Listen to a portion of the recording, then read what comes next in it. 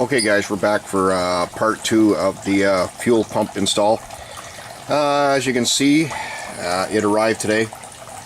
I've got the hanger assembly and the other old pump sitting in it still. This one comes out of Racetronics out of Toronto. I generally buy stuff from Racetronics because I only live 90 minutes away. It gets here in a couple of days.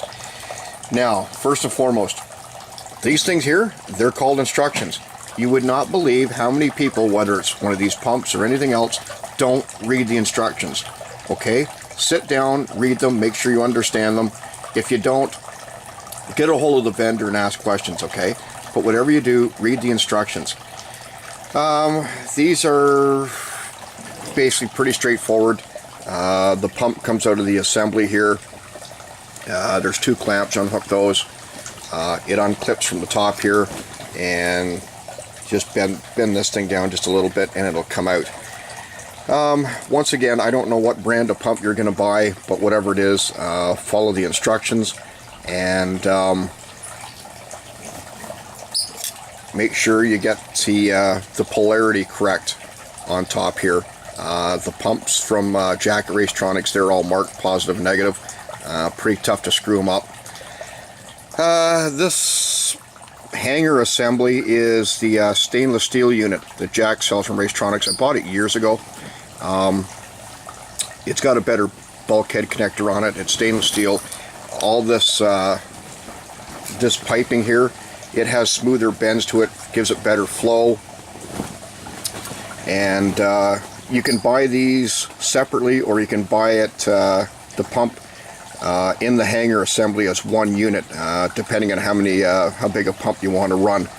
They start at 255 liters per hour and they work their way up. But anyway, you can buy whatever you want, buy from any vendor.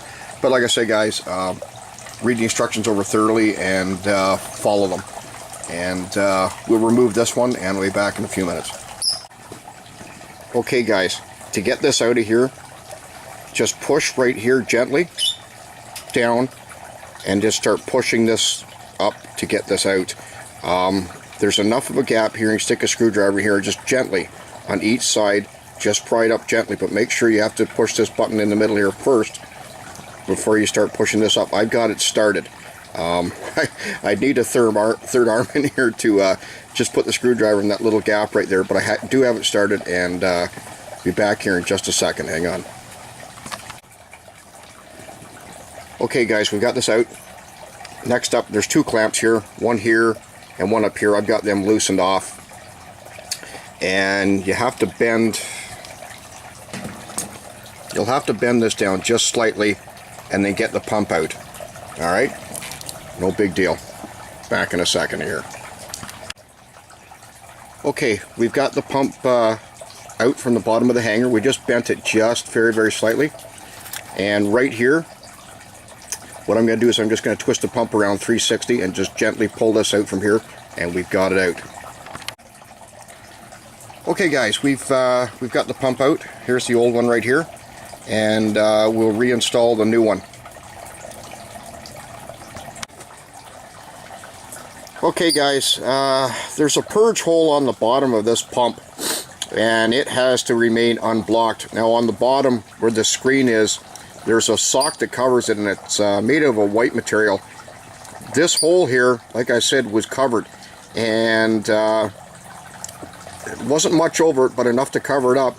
And it appeared like it might have been maybe some of the material from the sock that snaps on here, so we may have had some bad luck, and maybe that's what the issue was. But again, follow the instructions, and if you got one of these pumps, if it says keep this hole unblocked, there's a rubber thing that goes around this, a grommet, and you have to, this one here, you have to cut a hole in it to make sure this is open here for this little this purge hole. But yeah, I found some white material around this, and maybe that was what the problem was. I'm hoping that's all it is, but we've got the new pump here, and we'll go ahead and install it in the hanger. But again guys, follow the instructions to the letter, and you won't have any issues.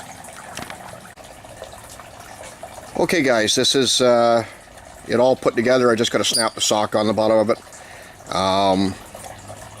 Once again, make sure you got the polarity correct. There's not a whole lot to it. Make sure the clamps are good and tight. And the purge hole on the bottom of it, like I said, there was instructions for it. It has to be open at all times. It can't be blocked in any way, shape, or form. And basically all you gotta do is drop this unit in and just do the reverse of what I did yesterday, and you're good to go. Anyway, guys, have a nice evening, and once again, thank you for watching. Take care.